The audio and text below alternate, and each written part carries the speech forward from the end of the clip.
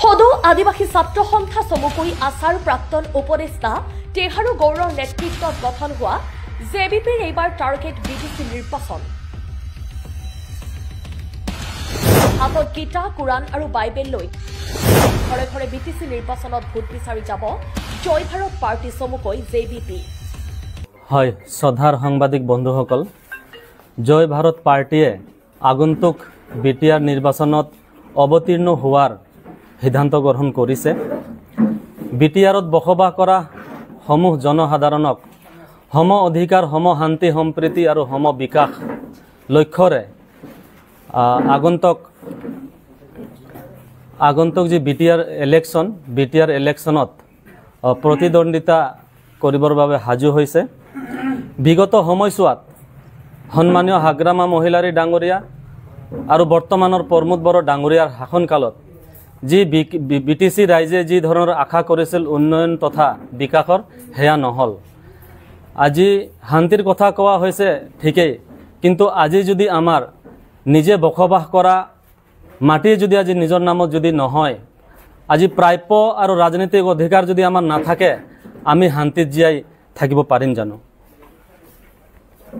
গতিকে বহুত কথাই আছে, যিহেতুকে আজি বিটিচিত আজি প্ৰথম সংবাদমেল সম্বোধন কৰিছোঁ। গতিকে আগন্তুক দিনত আমাৰ বহুত কাম কৰিব লগা আছে।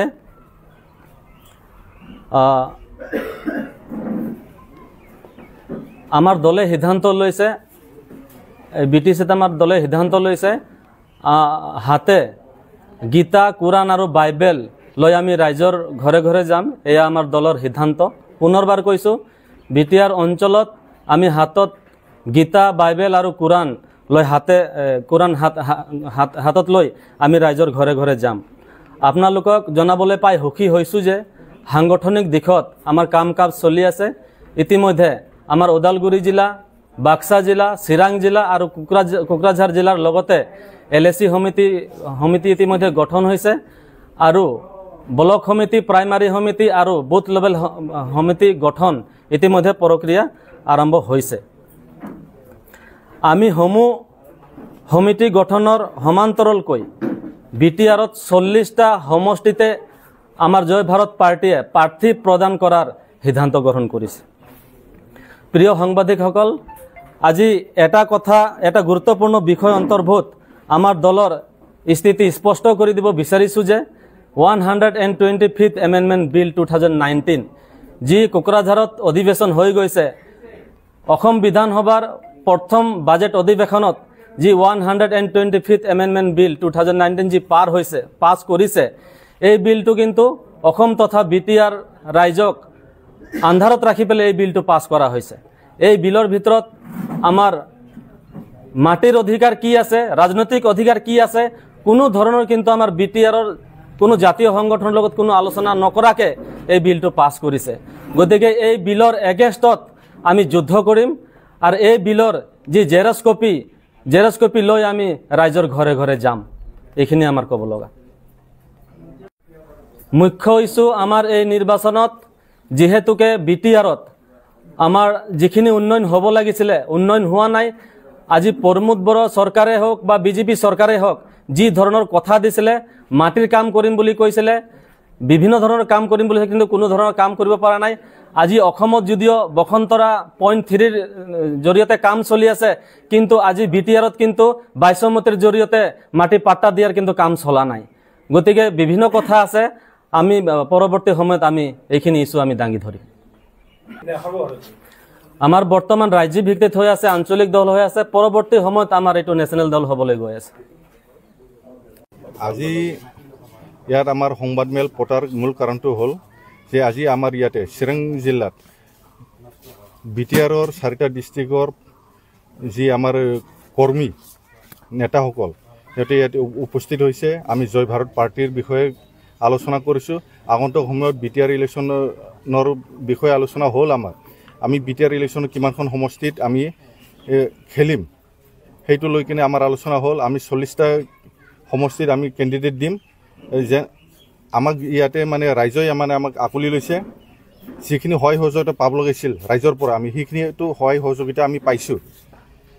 সেইটোলৈ কোনো মানে আমাৰ কিবা নাই আমাৰ জয় ভাৰত পাৰ্টিৰ পৰা আমি যি ৰাইজৰ কিবা আছে মানে ক'বলগীয়া আছে সেইবিলাক ৰাইজৰ পৰা প্ৰশ্ন কৰি আছোঁ ৰাইজৰ কি পাইছে কি পোৱা নাই আগত যি আমাৰ যি চৰকাৰৰ নামত পৰিৱৰ্তন চৰকাৰ বুলি কৈ কিনে পৰিৱৰ্তন চৰকাৰৰ নামত আমাৰ প্ৰমোদ বৰাই যি কৰিলে UPPL চৰকাৰে আজিলৈকেতো কোনো পৰিৱৰ্তনে হোৱা নাই BTR এৰিয়াত সেইটো লৈ কিনে আমাৰ যি আলোচনা এতিয়া BTR এৰিয়াত আগন্তুক সময়ত ইয়াতে যি ডাবল ইঞ্জিন চৰকাৰ চলি আছে সিহঁতে একো কাম কৰিব নোৱাৰিলে এতিয়া ৰাইজৰ বিকল্প এটাই কিবা হৈ আছে এতিয়া জয় ভাৰত পাৰ্টিক লৈ কিনে প্ৰত্যেক ৰাইজৰ মাজত মানে আশাৰ এটা বতৰা আহি আছে যে আগন্তুক সময়ত প্ৰত্যেক ৰাইজে মানে আমাৰ জয় ভাৰত পাৰ্টিক আকোৱালি ল'ব আমাৰ চিন্তা এইটোৱে ভাৱধাৰণা সেইটোৱে মানে প্ৰত্যেকৰে সম বিকাশ সম অধিকাৰ সম উন্নয়নৰ ক্ষেত্ৰত আমি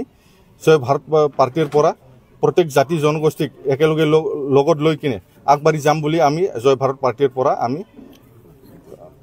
আশাবাদী বিটিআৰত আপোনালোকে নিৰ্বাচন খেলিব ওলাইছে বিটিআৰ বাকী আপোনালোকক কিহৰ কাৰণে ভোট দিব কিহৰ কাৰণে আকোৱালি ল'ব বুলি ভাবিছে আপুনি আমাৰ মেইনলি ইছ্যুটো হ'ল উন্নতি কাৰণ যিখিনি কথা দিছিলে আগৰ ডাবল ইঞ্জিন চৰকাৰে সেইখিনি একো কাম নহ'ল বিটিআৰত এতিয়া বিটিআৰত যি উন্নতি নোহোৱাৰ কাৰণে ৰাইজে এটা বিকল্প পথ বাছি ল'বলৈ বাধ্য হৈছে সেই বিকল্প পথটো হ'ল জয় ভাৰত পাৰ্টি জয় ভাৰত পাৰ্টিয়ে আগন্তুক সময়ত ৰাইজৰ যি আশা সেইটো পূৰণ কৰিব পাৰিব বুলি আমাৰ এটা আশাবাদী আছে আমি আশাও কৰিছোঁ তাৰ কাৰণে ৰাইজে আজি নিজে নিজে স্বতঃস্ফূৰ্তভাৱে ওলাই আহিছে জয় ভাৰত পাৰ্টিত জইন হ'ব ধৰিছে আগন্তুক সময়ত পৰৱৰ্তী সময়ত মানে আপোনালোকক এইটো জনাই দিয়া হ'ব যে বিটিআৰত আমি কি প্লেন পলিচি লৈ কিনে কামটো কৰিম নেক্সট কিবা এইটো আপোনালোকক জনাই দিয়া হ'ব আচলতে বিটিআৰত দুটাকৈ আঞ্চলিক দল UPPL আৰু BPF তাৰ মাজতে আকৌ BJP আছে কংগ্ৰেছ আছে কিমান প্ৰত্যাহ্বানৰ সন্মুখীন হ'ব বুলি ভাবিছে প্ৰত্যাহ্বানৰ সন্মুখীনতো ৰাজনীতি দল হিচাপত প্ৰত্যেকে প্ৰত্যাহ্বানটো দিব কিন্তু আমি ভাবোঁ আমাৰ যিখিনি কাম কৰিবলগীয়া আছে আমি সেইখিনি কামটো কৰিলে সিমান এটা কিবা নপৰিব আমাক যিখিনি মানে সহায় সহযোগিতা ৰাইজৰ পৰা পাবলৈ সক্ষম হৈ আছোঁ তাতে আমি বুজি পাইছোঁ যে আমাৰ কামটো মানে সহজ হ'বলৈ গৈ আছে যিটো মানে যিখিনি এতিয়া চৰকাৰ চলি আছে চৰকাৰে কোনো ৰাইজক মানে উন্নতিৰ কাম কাজ একো দিব পৰা নাই খালি মানে মুখৰ মানে জবানত মানে শেষ হৈ আছে হাগ্ৰাম মহিলাই বাৰে বাৰে এটা কথা কয় যে BPF 1 নম্বৰত আছে BJP 2 নম্বৰত UPPL 3 নম্বৰত তাৰপিছত আকৌ আপোনালোকৰ আত্মপ্ৰকাশ গতিকে সেই সন্দৰ্ভত কি ক'ব আপুনি এইটো প্ৰত্যেক পলিটিকেল পাৰ্টিয়ে নিজৰ দলটোক মানে 1 নম্বৰ বুলি প্ৰত্যেকে কয় এইটো আগন্তুক সময়ত যেতিয়া ইলেকশ্যন হ'ব তেতিয়া ৰাইজেহে এইটো ক'ব